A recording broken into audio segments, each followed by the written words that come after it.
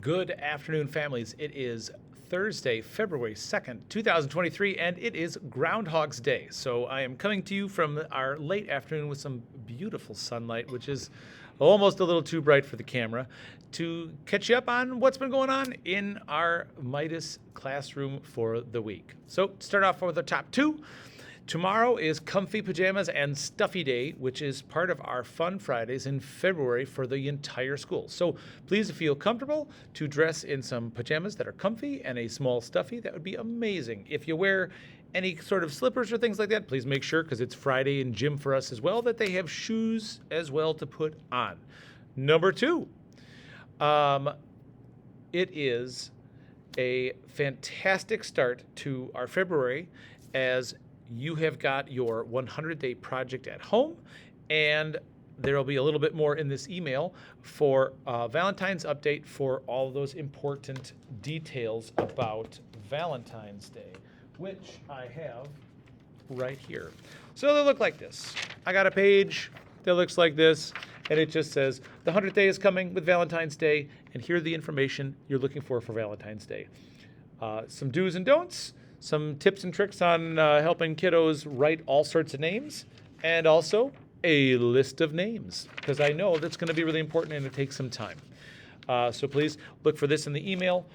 It would have been in our Thursday folders today, but we were in such a work today making some beautiful things for reading that it kind of slipped our mind. So I'm going to get to that in a sec, talking about the important stuff that's happened this week.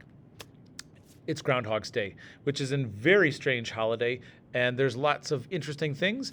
So today, as a class on our way in, we predicted that there was going to be an early spring prediction, but unfortunately, when we watched Punxsutawney Phil come out this morning, he saw his shadow and has predicted there will be 6 more weeks of winter. So it was sunny, though, at least today. It was really quite gorgeous. So we read a really cool book about groundhogs and real groundhog facts, which are pretty interesting. And then we actually got the chance to color a book about groundhogs that looks a little bit like this. Blame it on the groundhog. And then we read a little bit more about just groundhogs in general. So that was our morning. Then we got into reading, and we have finished reading the Mitten, this wonderful, fantastic book in small groups. We've done cutting and coloring out of some fantastic Mitten animals that look like some of these, and we've taped them today on straws. So that's 8 animals and 18 students. That's like 180 straws and tapes. So we've been doing a lot of work, and to work our Mitten in, we have laced and sewn and colored beautiful mittens to tell our story with as well. So we've actually started practicing retelling the story of the Mitten here in our classroom with students and partners as they practice remembering the order of our animals and retelling the story with interesting, cool details and maybe even some voices. So it's pretty awesome. In phonics, we have started working on letters E, Z, and K, sounding them out, writing them, especially letter E, which is a little tricky depending on how you write it. And we've also really started to clue in and notice that a lot of our phonics has high-frequency words that we practice, and those words keep popping up in the books we read during Reader's Workshop and all over the place. And that is exactly the point and purpose. So that's exciting to see and hear, so I hope you are seeing that at home as well as you read. In math, we have been comparing groups of objects by counting how many and observing which one has more and which one has less using numbers, which of course is the whole point. So that's been going fairly well. And to kind of round us out for a quick vlog on this beautiful, gorgeous afternoon Thursday, we have been continuing to read Mouse and the Motorcycle by Beverly Cleary, and we are really enjoying it. So here's a quick recap on all the deets that's been happening in our story.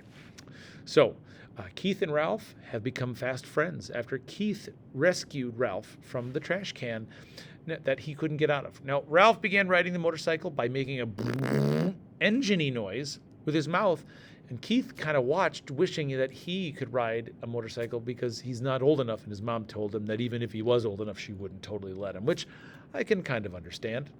After a little spin around the bedroom, Ralph decided to be bold and went out into the hotel hallway and had an adventure where he encountered a dog, saw the elevator and stairs that go down to the first floor where there's the dining room, which of course smells like all those wonderful food smells. And After a long night of up and down the hallway, Ralph got stuck outside in the hall and actually got help by another human in the hotel, Matt the bellhop.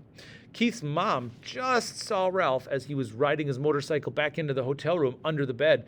She totally freaked out, but everybody thought she must have just been dreaming because she's like, I saw a mouse and he was riding a little motorcycle. And everyone's like, that's silly. Mice don't ride motorcycles. So, of course, whew, that was a close one. And as a favor, Keith was listening to Ralph talk about a peanut butter sandwich he remembers smelling when another family was in the hotel room. And so as a treat, Keith brought a peanut butter and jelly sandwich to Ralph and his whole family and stuffed it right in their mouse hole.